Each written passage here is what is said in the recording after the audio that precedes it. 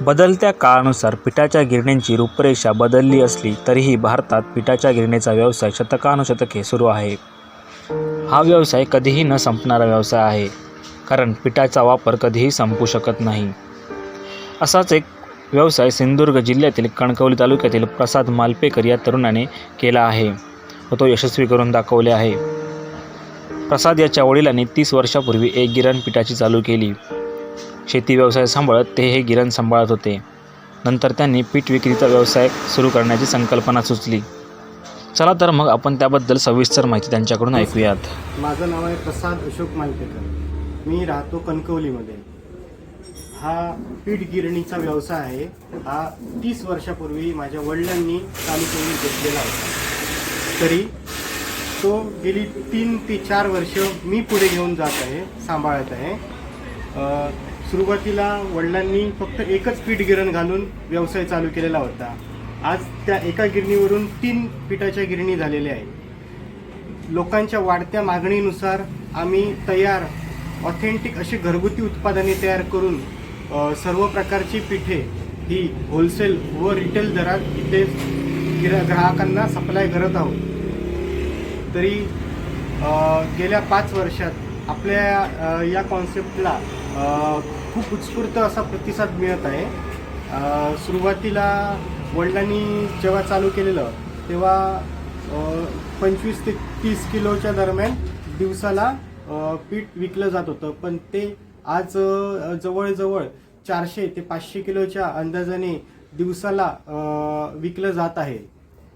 तरी प्रसाद याच्या वडिलांनी 30 वर्षापूर्वी एक गिरण पिठाची चालू केली होती. शेती व्यवसाय सांभाळत ते गिरण व्यवसाय सांभाळत होते.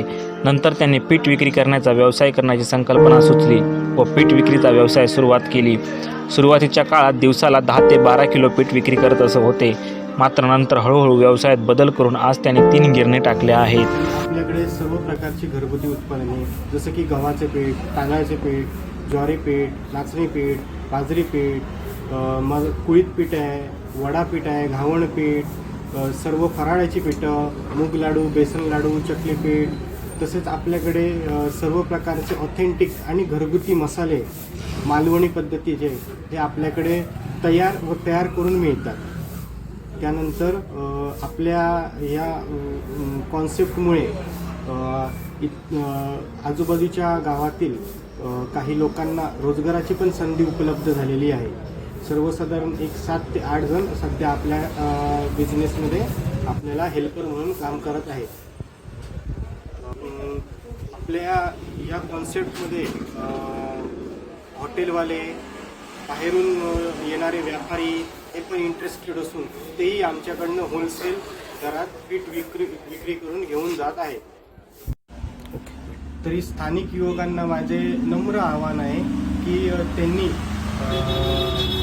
मुंबई, पुण्यासारख्या शहरांमध्ये जाऊन नोकरी करण्याव्यतिरिक्त आपण इथे कोकणातच राहून कोकणाच्या सर्वांगीण विकासासाठी काहीतरी हातभार द्यावा आणि इथेच एखादा कुठला तरी व्यवसाय चालू करून रोजगाराची निर्मिती उपलब्ध करून घ्यावी.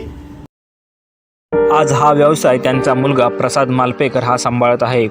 या व्यवसायाला आधुनिकतेची जोड देत आज दिवसाला 400 ते 500 किलो पिठाची ते विक्री करत आहेत. लोकल हॉटेलवाले, दुकानदार मोठ्या प्रमाणात या पिठाची मागणी करतात. या पिठामध्ये बाजरी, गहू, तांदूळ, मका, कुळीद अशी सर्व प्रकारची पिठे तयार करून ते विकतात. या व्यवसायाविषयी ते सांगतात की या व्यवसायातून एक रोजगार निर्मितीचे काम ते करत आहेत. या व्यवसायातून आर्थिक फायदा तर होतोच, पण एक मनाचे समाधान देखील मिळते. कोकणातील तरुणांनी अशा व्यवसायात उतरावे असा सल्ला त्यांनी तरुणांना दिला आहे. न्यूज 18 लोकलसाठी सिद्धराज परब, सिंधुदुर्ग.